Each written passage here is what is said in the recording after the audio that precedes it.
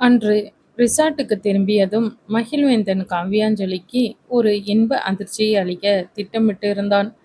அறைக்கதவை திறந்ததும் காவ்யாஞ்சலிக்கு ஆச்சரியம் காத்திருந்தது. கட்டிலின் மேல் முழுவதும் விதவிதமான பூக்கள் தூவப்பட்டு அறையே ஒரு தேவதை உலகின் நடுவே இருப்பது போல அலங்கரிக்கப்பட்டிருந்தது. அறையின் மங்கலான ஒளியில் அந்த பூக்களின் வாசம் மயங்கியது. மாமா, இது இது ரொம்ப அழகா இருக்கு. நீங்க தான் இதெல்லாம் செஞ்சீங்களா? காவ்யாஞ்சலியின் கண்கள் ஆச்சரியத்தில் விரிந்தன. மகிழ்வேந்தன் புன்னகைத்து, என் செல்லம், உன் சந்தோஷத்தை பகிர்கிறதுக்கு நான் என்ன வேணும்னாலும் செய்வேன். இந்த தேனிலவு உனக்கு மறக்க முடியாததா இருக்கணும்னு ஆசைப்பட்டேன். ஏ பொண்டாட்டி, என்றான் அவளின் கையை பற்றி கொண்டவாறு. காவ்யாஞ்சலி அவனை அணைத்து கொண்டாள். நீங்க தான் என் வாழ்க்கை மாமா. இந்த மாதிரி சின்ன சின்ன விஷயங்கள்ல தான் உங்க அன்பு பெருசா தெரியுது என்றாள் கண்களில் நீர் கோக்க. அன்று ஒரு நாள் முழுவதும் அவர்கள் அறையை விட்டு வெளியேறவே இல்லை. உலகமே அவர்களுக்குள் சுருங்கிவிட்டது போல. காதல் மொழிகள், சங்கீதம், அணைப்புகளின் சுகம், ஒருவரை ஒருவர் ஆழமாக புரிந்து கொள்ளும் அன்பு என அனைத்தும் அந்த அறையில் நிறைந்திருந்தன. மகிழ்வேந்தன் காவ்யாஞ்சலியின் கூந்தலை வருடியவாறு, என் பட்டு, என் வாழ்க்கையில நீ வந்த பிறகுதான் ஒவ்வொரு நாளும் தேனிலவா இருக்கு என்றான். சும்மா சொல்லாதீங்க மாமா. நீங்க என் கூட இருக்கும்போது எனக்கு வேற எதுவுமே தேவையில்லை என்று அவள் அவனின் மார்பில் சாய்ந்து கொண்டாள். அவர்களின் காதல் ஒவ்வொரு நொடியும் ஆழமாக பரவியது. மாலை நேரம் காவ்யாஞ்சலிக்கு ஒரு புது எண்ணம் தோன்றியது. மாமா, நான் உங்களுக்கு இன்னைக்கு சமைச்சு தரேன் என்றாள் உற்சாகமாக. மகிழ்வேந்தன் ஆச்சரியத்துடன் அவளை பார்த்தான். ஏ பொண்டாட்டி, உனக்கு சமைக்கவே தெரியாதே, எதுக்கு ரிஸ்க் எடுக்கிற என்று கிண்டலாக கேட்டான். பின்ன என்ன, நீங்க தானே எனக்கு எல்லாமே இருக்கீங்க. ஒரு நாள் நீங்க என் கூட இருந்து பாருங்க, நான் எப்படி சமைக்கிறேன்னு என்றாள் சவாலாக. சமையல் அறைக்கு சென்ற காவ்யாஞ்சலி அங்கே இருந்த பொருட்களை வைத்து ஏதோ ஒன்று செய்ய ஆரம்பித்தாள். சமையல் புத்தகம், யூடியூப் வீடியோக்கள் என்று பலவற்றை பார்த்து பார்த்து கடைசியில் ஒரு பிரியாணியும் ஒரு குழம்பும் செய்தாள். ஆனால் அதன் வாசனை சற்று வித்தியாசமாக இருந்தது. சமைத்து முடித்துவிட்டு மகிழ்வேந்தன் முன் வைத்தாள். மகிழ்வேந்தன், ஆஹா, என் காதல் அறைக்கு என் கூட சமைச்சு கொடுக்குறாளே என்று ஆவலுடன் எடுத்து சாப்பிட்டான். முதல் வாய் வைத்ததும் அவன் முகம் சுளித்தாலும் காவ்யாஞ்சலியின் முகத்தை பார்த்து சமாளித்து கொண்டான். அருமையா இருக்குடி செல்லம், நீ சமைச்சதுனால இது ரொம்பவே டேஸ்டா இருக்கு என்றான் ஒரு பெரிய புன்னகையுடன். காவ்யாஞ்சலி தனது உணவை எடுத்துக்கொண்டாள். முதல் வாய் வைத்ததும் அவள் முகம் சுளித்தாள். ஐயோ மாமா, நான் செஞ்சது எனக்கே பிடிக்கல. இது எப்படி நல்லா இருக்குன்னு சொன்னீங்க? ஏன் மாமா சாப்பிட்டீங்க என்று கேட்டாள் கண்களில் வருத்தத்துடன். மகிழ்வேந்தன் அவளின் கையை பிடித்து, என் அன்பே, நீ என் கூட இருந்து எனக்காக இவ்வளவு அன்பா சமைச்சிருக்க. அதோட சுவை முக்கியம் இல்லடி, உன்னோட அன்பு தான் முக்கியம். நீ எனக்காக பண்ண எந்த விஷயமும் எனக்கு பிடிக்காம போகாது என்றான் உணவுபூர்வமாக. அவன் காட்டிய அன்பில் காவ்யாஞ்சலியின் கண்கள் கலங்கின. அவனது அன்பு அவளின் சமையல் பிழைகளை மறக்கடித்தது. அடுத்த நாள் அவர்களின் தேனிலவு பயணம் மைசூரை நோக்கி நகர்ந்தது.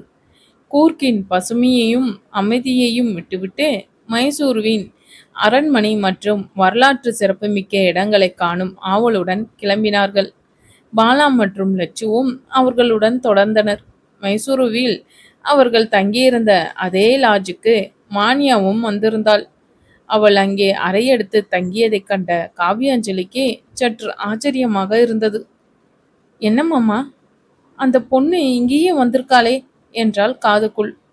மகிழ்வேந்தன், யாரோ வேலை விஷயமா வந்திருப்பாங்கடி. உலகம் எவ்வளோ பெருசு, இதெல்லாம் சாதாரண விஷயந்தான் என்றான். ஆனால் மானியா சாதாரண பெண் அல்ல. அவள் விஷாலின் தங்கை.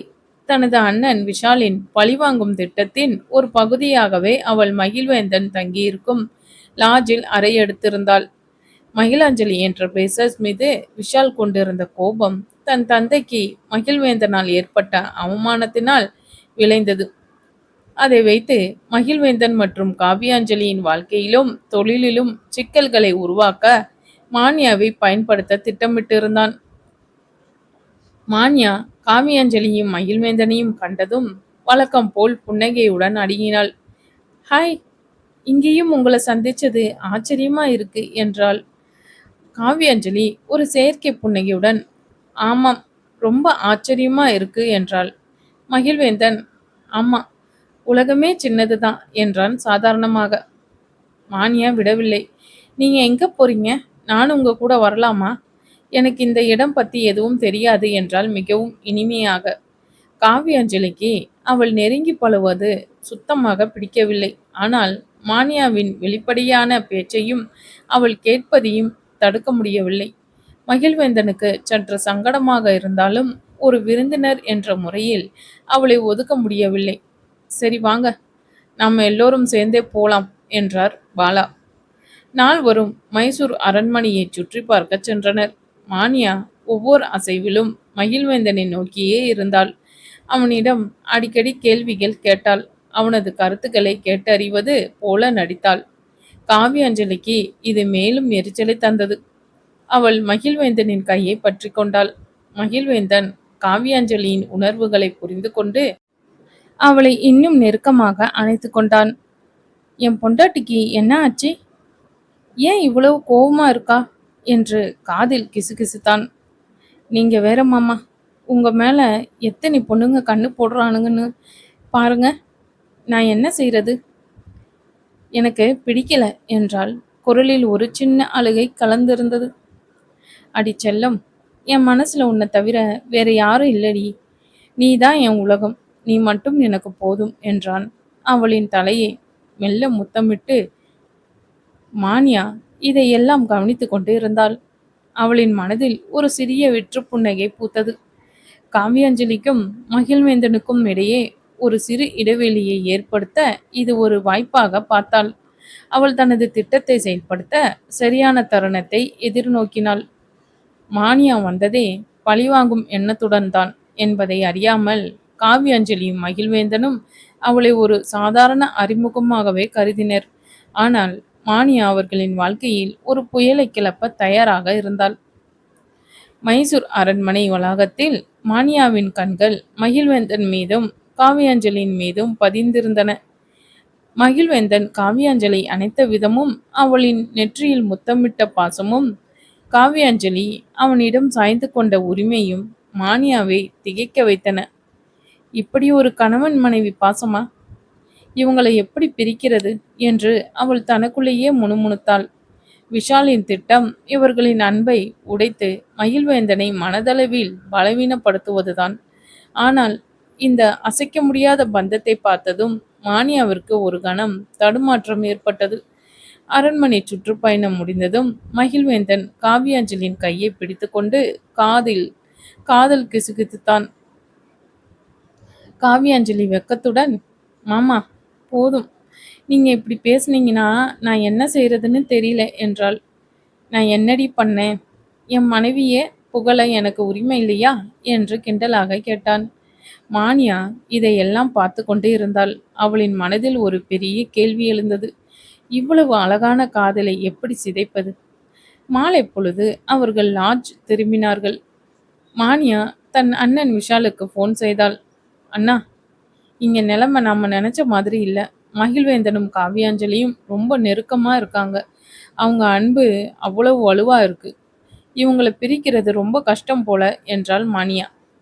விஷால் எதிர்முனையில் சத்தமாக சிரித்தான். என்னடி என் தங்கச்சி இப்படி பயந்த மாதிரி பேசுற?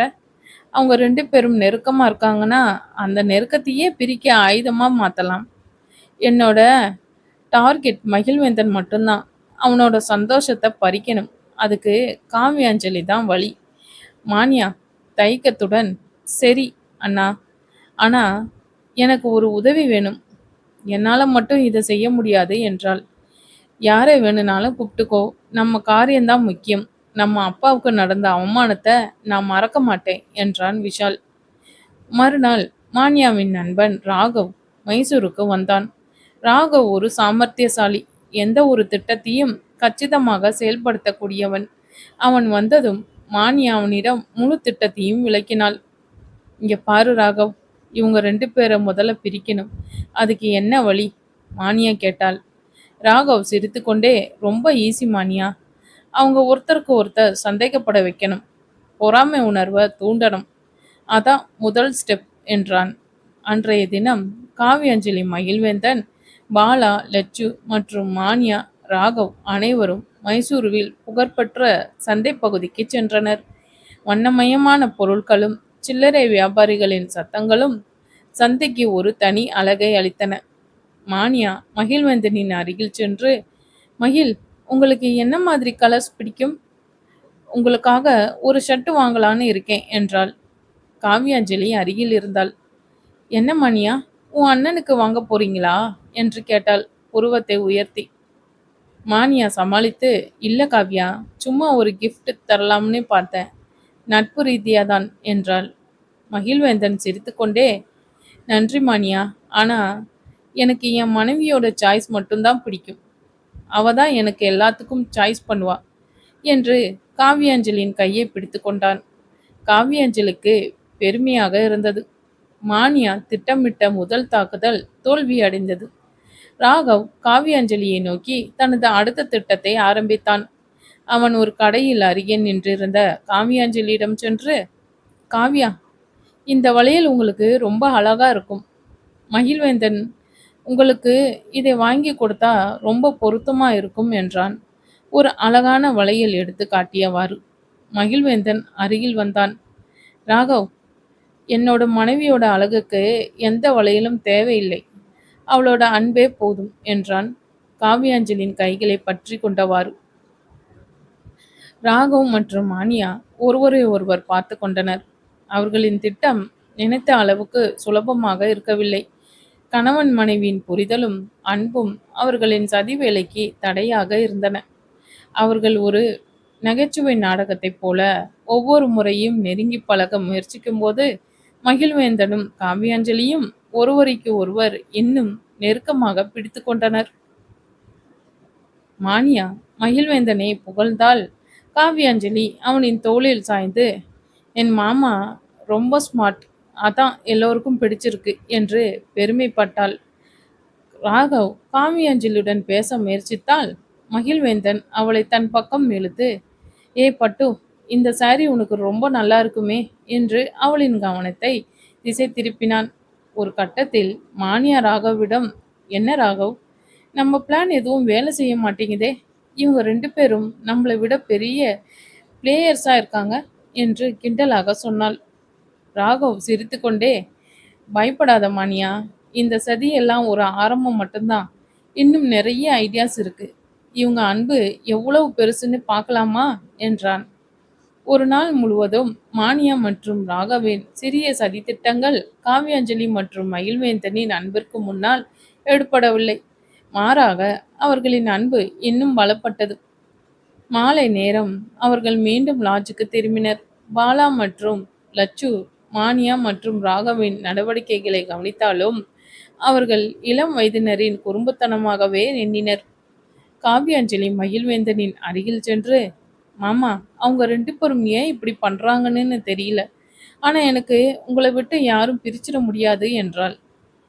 மகிழ்வேந்தன் அவளின் நெற்றியில் முத்தமிட்டு, என் காதல் அரக்கி, நீ என் கூட இருக்கும்போது யாராலும் நம்மளை பிரிக்க முடியாதுடி. ஏ பொண்டாட்டி, என் அன்பு உனக்கு மட்டும்தான் என்றான்.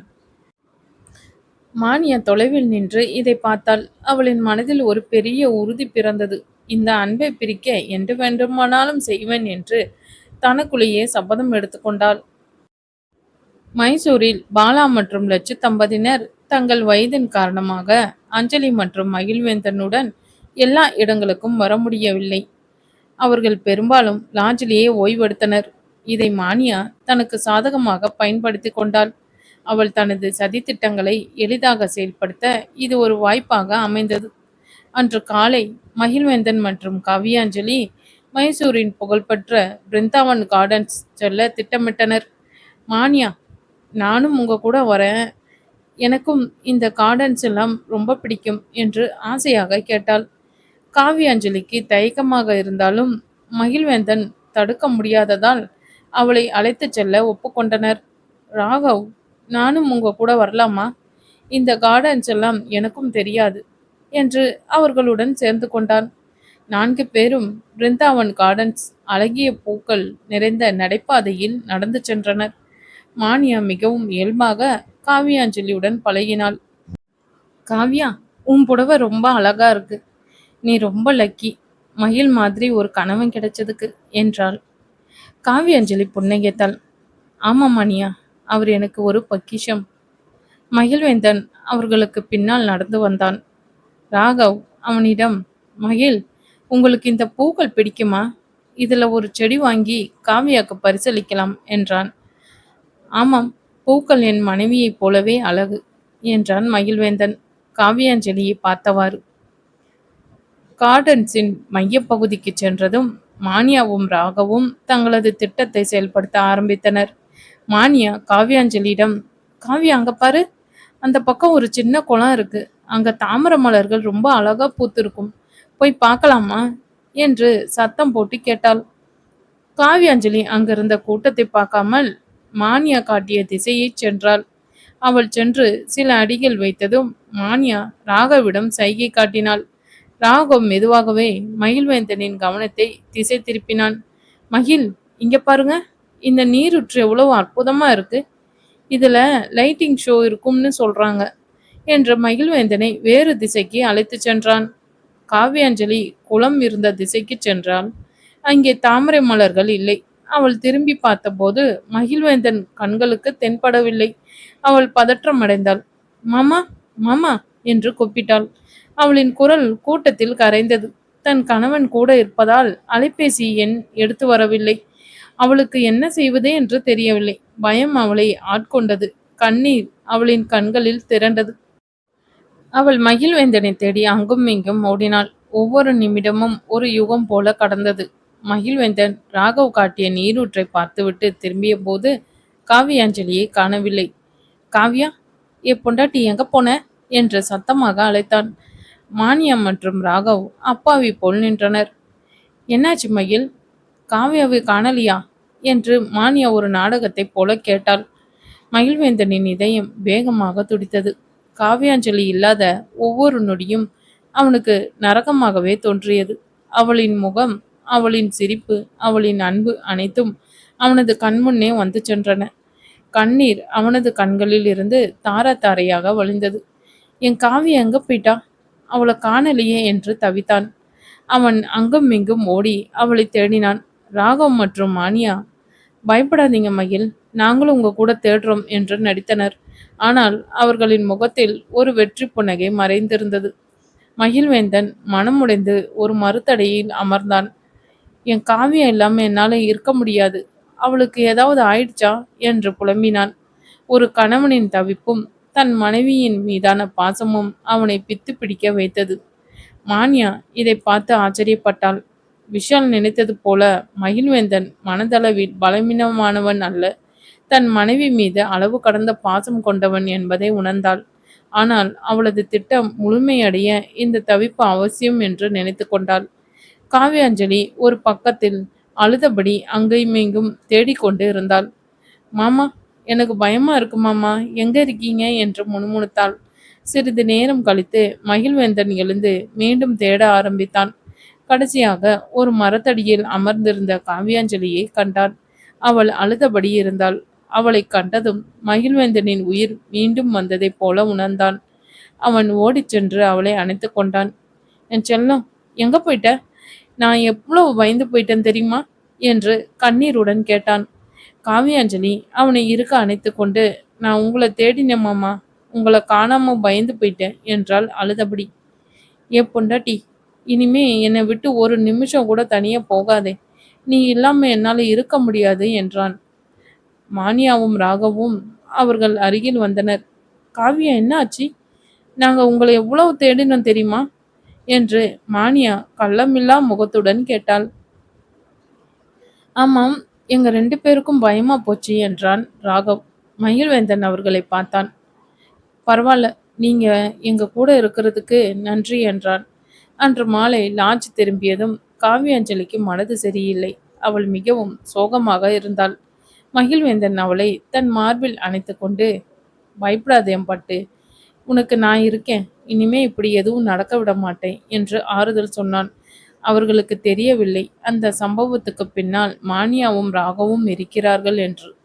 அவர்களின் திட்டம் காவியாஞ்சலியையும் மயில்வேந்தனையும் மனதளவில் தனிமைப்படுத்துவது.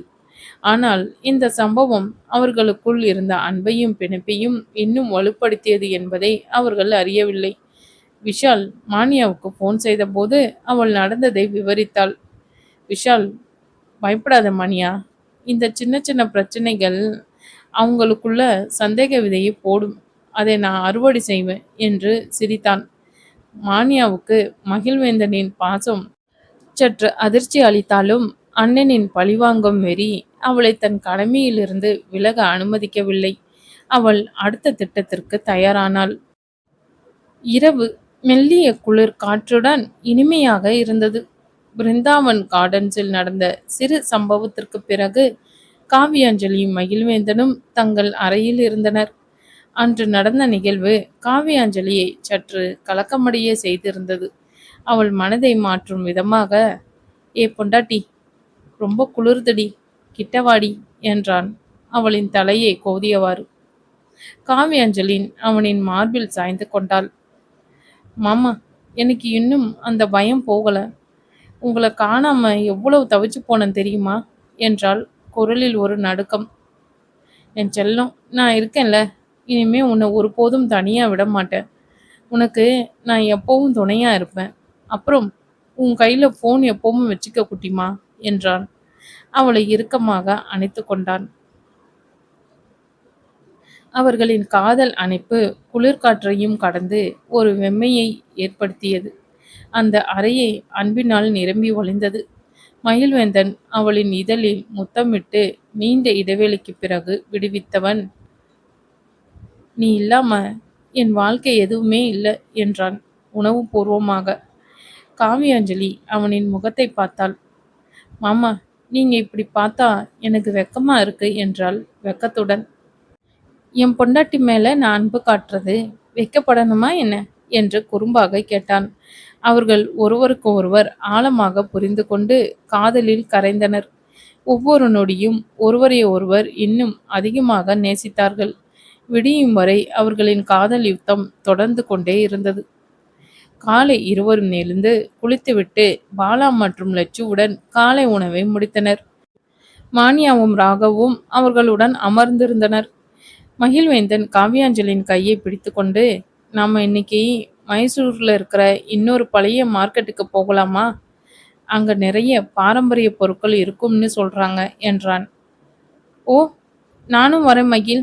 மார்க்கெட்டுனா எனக்கு ரொம்ப பிடிக்கும் என்று மானியா உடனடியாக கூறினாள். காவியாஞ்சலி மகிழ்வேந்தனை பார்த்தாள். அவளுக்கு மானியாவை தவிர்த்து செல்ல ஒரு வழி தேவைப்பட்டது. மகிழ்வேந்தன் அவள் மனதில் இருப்பதை புரிந்து கொண்டான். மானியா, ராகவ் உங்களுக்கு ஒன்று தெரியுமா என்று மகிழ்வேந்தன் திடீரென கேட்டான். இந்த மார்க்கெட்டை விட இங்க அருகில ஒரு ரொம்ப பழமையான கோவில் இருக்கு. அங்க ஒரு சிறப்பு பூஜை நடக்குதுன்னு கேள்விப்பட்டேன். நிறைய பேர் அங்க போவாங்கன்னு சொல்றாங்க. மானியாவும் ராகவும் ஒருவருக்கு ஒருவர் பார்த்து கொண்டனர். கோவிலா? அது தங்கள் திட்டத்திற்கு சரியாக இருக்காது. ஓ, அப்படியா? கோவில்னா எங்களுக்கு அவ்வளவா விருப்பம் இல்லை மகிழ். நாங்க மார்க்கெட்டுக்கு போறோம் என்றாள் மானியா. அப்படியா? சரி, அப்போ நீங்க மார்க்கெட்டுக்கு போங்க. நாங்க கோவிலுக்கு போயிட்டு வரோம் என்றான் மகிழ்வேந்தன் காவியாஞ்சலியை பார்த்தவாறு. காவியாஞ்சலி உள்ளுக்குள் சிரித்தாள். மகிழ்வேந்தன் எவ்வளவு சாமர்த்தியமாக மானியாவையும் ராகவியும் தவிர்க்கிறான் என்பதை அவள் புரிந்து கொண்டாள். பாலா சார், லட்சு மேம், நீங்க என் கூட கோவிலுக்கு வரீங்களா என்று காவியாஞ்சலி கேட்டாள். லட்சு சிரித்து கொண்டே, இல்லைம்மா, நாங்கள் 2 பேரும் கொஞ்சம் ரெஸ்ட் எடுக்கலாம்னு இருக்கோம். நீங்கள் 2 பேரும் போயிட்டு வாங்க, நல்லா சுற்றி பாருங்க என்றார். காவியாஞ்சலியும் மகிழ்வேந்தனும் மானியா மற்றும் ராகாவின் கண்களில் படாமல் லாட்ஜை விட்டு வெளியேற ஒரு திட்டம் வகுத்தனர். நாம இப்படியே கிளம்புனா அவங்க பின்னாடியே வருவாங்க மாமா. வாங்க, ஒரு சின்ன ஐடியா இருக்கு என்றாள் காவியாஞ்சலி. அவர்கள் லாட்ஜின் வரவேற்பு பகுதிக்கு சென்றனர். அங்கே மகிழ்வேந்தன் போனில் பேசுவது போல் நடித்தான். Hello sir. ஆமாம், நாங்க இப்பதான் பக்கத்துல இருக்கிற பூங்காக்கு கிளம்புறோம். அங்க ஒரு கூட்டம் இருக்குன்னு சொன்னாங்க என்றான் உரத்த குரலில். மான்யாவும் ராகவும் சற்று தொலைவில் நின்று இதை கேட்டனர். போனை வைத்துவிட்டு மகிழ்வேந்தன் காவ்யாஞ்சலியிடம் கண்ணசைத்தான். இருவரும் மெதுவாக லாட்ஜின் பின்வாசல் வழியாக வெளியேறினர்.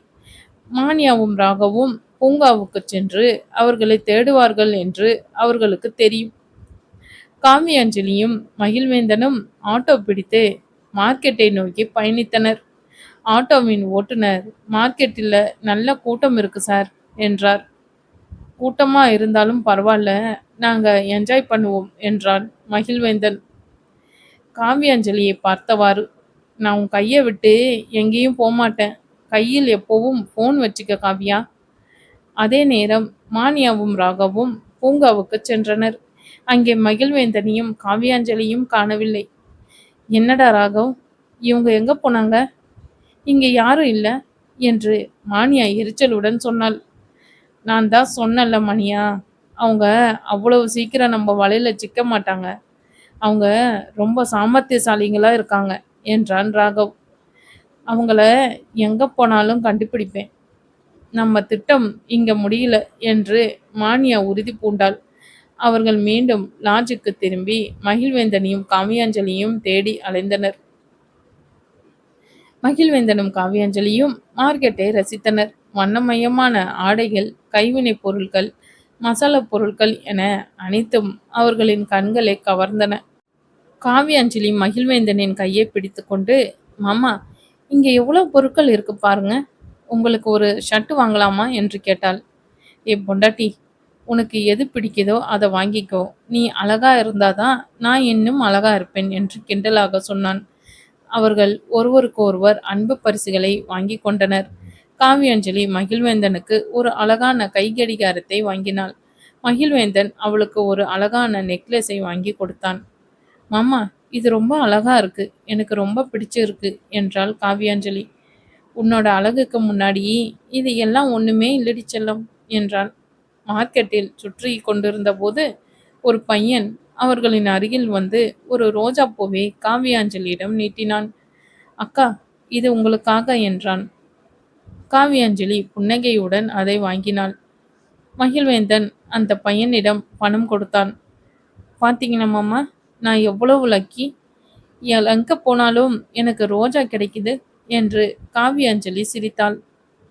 ஆமாம், நீ ரோஜா மாதிரி அழகு இல்லையா, அதான் என்றான் மகிழ்வேந்தன். மாலை நேரம் அவர்கள் ஒரு ஆற்றங்கரையில் அமர்ந்திருந்த ஒரு ரெஸ்டாரண்டில் இரவு உணவு அருந்தினர். ஆற்றின் சலசலப்பும் மெல்லிய வெளிச்சமும் அவர்களுக்கு ஒரு அற்புதமான சூழ்நிலையை உருவாக்கின. மகிழ்வேந்தன் காவியாஞ்சலின் கைகளை பற்றி கொண்டு, என் பட்டு, இன்னைக்கு நம்ம தனியா வெளியே போயிட்டு வந்தது எப்படி இருந்துச்சு என்று கேட்டான். காவியாஞ்சலி புன்னகைத்தாள். ரொம்ப நல்லா இருந்துச்சு மாமா. நீங்களும் நானும் மட்டும் இருந்தா போதும், மற்ற யாரும் வேண்டாம் என்றான் கண்களில் அன்பு வழிந்திட. அவர்கள் உணவை முடித்துவிட்டு லாட்ஜுக்கு திரும்பினர். அங்கே மானியாவும் ராகவும் கோபத்துடன் காத்திருந்தனர். எங்க போயிருந்தீங்க நீங்க ரெண்டு பேரும்? நாங்க எவ்வளவு தேடினோம் தெரியுமா என்று மானியா நேரடியாக கேட்டாள். மகிழ்வேந்தன் புன்னகையுடன், ஓ, நாங்க வெளியே போயிருந்தோம், நீங்க வருவீங்கன்னு எங்களுக்கு தெரியாது. பூங்காவுக்கு போயிட்டு அப்புறம் மார்க்கெட்டுக்கு போயிட்டு வந்தோம் என்றான் மிக இயல்பாக. காவியாஞ்சலி மகிழ்வேந்தனை பார்த்து கண்ணடித்தாள். அவர்கள் மானியாவையும் ராகவியும் ஏமாற்றியதில் அவளுக்கு ஒருவித திருப்தி.